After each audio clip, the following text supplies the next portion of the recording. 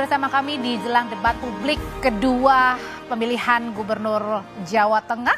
Nah, tadi kalau Mas Dedi sudah menyampaikan bagaimana nanti kira-kira kurang lebih lah gagasan mengenai infrastruktur dan juga ketahanan pangan yang akan disampaikan oleh paslon calon nomor urut 2. Kalau dari nomor urut 1, Pak Hendrawan.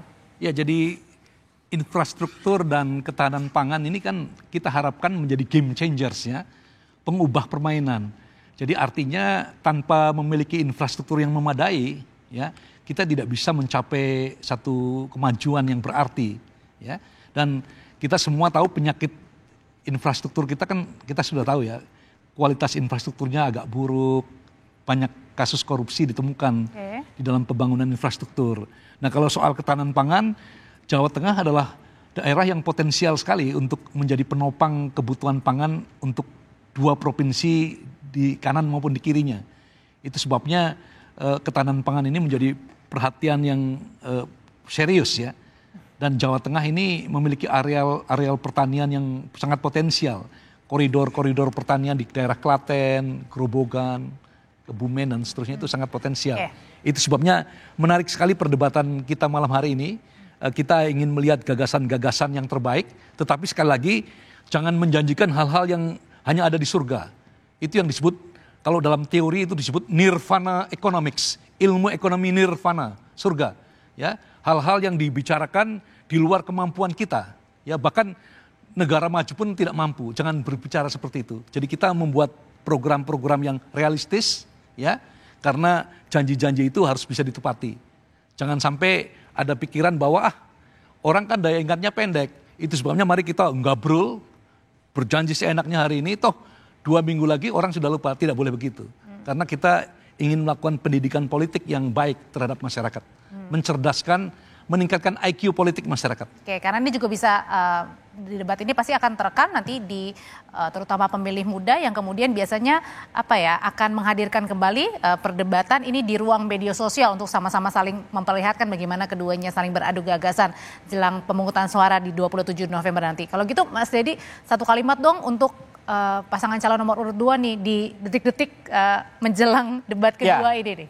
Inspirasinya pasangan nomor 2 itu ada 3P ya, People, Planet, dan Pancasila. Nah, artinya soal people berarti soal rakyat, bicara soal mengatasi soal kemiskinan, soal pengangguran, menambah lapangan kerja, meningkatkan sumber daya petani. Soal planet ini soal perubahan iklim, kita harus kemudian sangat dan harus peka terkait dengan perubahan iklim ini karena ini sudah kita alami dan sudah kita rasakan akhir-akhir ini. Yang terakhir soal Pancasila. Jadi ini jadi sumber inspirasi, kita harus menjadikan teladan keberagaman, toleransi, dan kemudian menjadikan nilai-nilai di dalam Pancasila itu sebagai sumber dari proses kita berdinamika untuk memajukan bangsa khususnya Jawa Tengah. Saya kira gitu.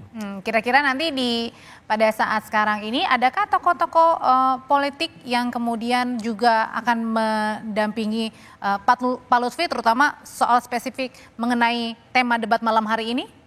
Saya kira saya belum dapat informasi pasti ya, tapi saya kira dengan jaringan yang begitu luas dan juga banyak kolaborasi yang sedang dikerjakan, saya kira banyak teman-teman juga akan terlibat di debat malam ini, saya kira. Oke, kalau dari paslon nomor 1, Pak Hendrawan, kira-kira siapa nih tokoh politik yang akan dibawa malam hari ini? Saya tidak tahu persis ya, karena daftarnya panjang, tetapi kadang-kadang di menit-menit terakhir tidak muncul, Mas. Itu selalu terjadi seperti itu. Tetapi yang saya lihat di daftar timnya itu cukup lengkap ya, cukup banyak ya.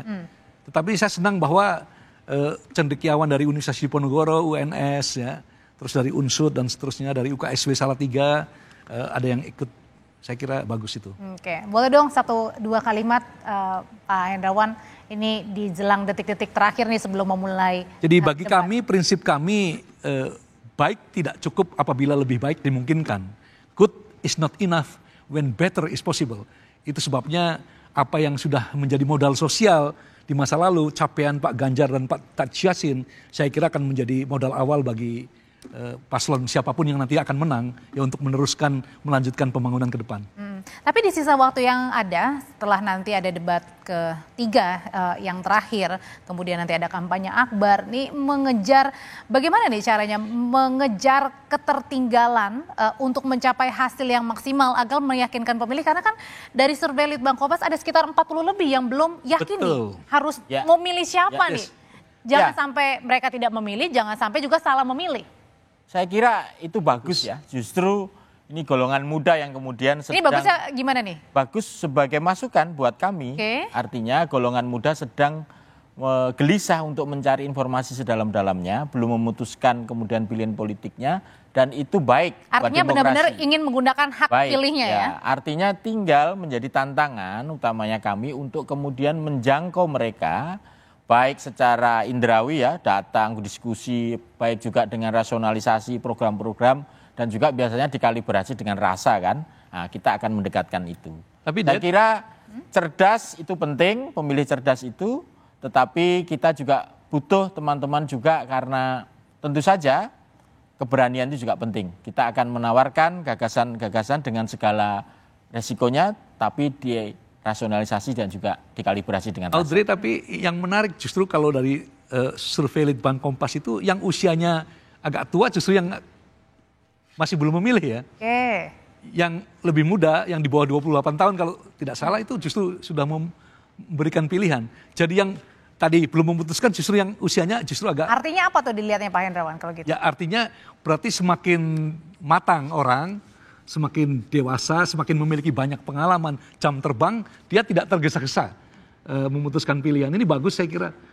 Itu artinya pendidikan politik, ya suka atau tidak suka, semakin hari semakin bisa diterima lah, diresapi oleh masyarakat. Termasuk juga dengan penentuan debat ini, siapa yang paling perform yang kemudian bisa meyakinkan itu yang akan dipilih. Kalau gitu? Pengaruh debat terhadap pilihan orang, saya tidak tahu persis berapa persen, ya. Tetapi tetap berpengaruh. Mas Dery? Oh ya, saya kira alam politik kita kan juga mengalami banyak perubahan kan. Kira-kira 20 tahun yang lalu pasokan informasi terbatas, sekarang pasokan informasi berlimpah.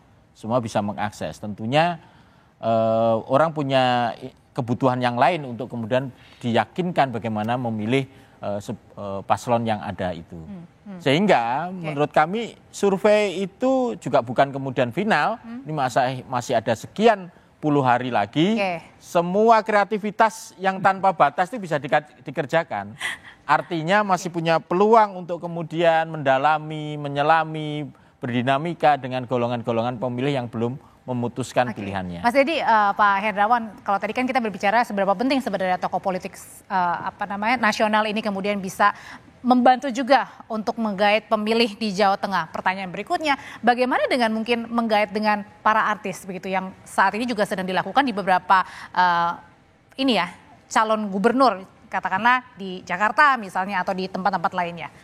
Setiap parpol sekarang sudah memiliki artis ya.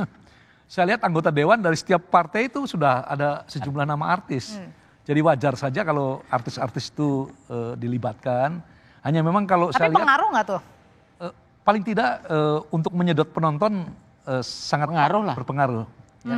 Hanya memang Mbak, artis dangdut ini kalau untuk acara-acara yang sifatnya massal begitu lebih mudah menarik orang ya. Kalau lagu-lagu serius mana ada orangnya, tapi kalau joget dan seterusnya kan. Oh berarti artinya hanya sekedar untuk menggait agar misalnya kampanye-kampanye besar mereka datang. Bisa untuk yang mereka memiliki. Bisa merubah.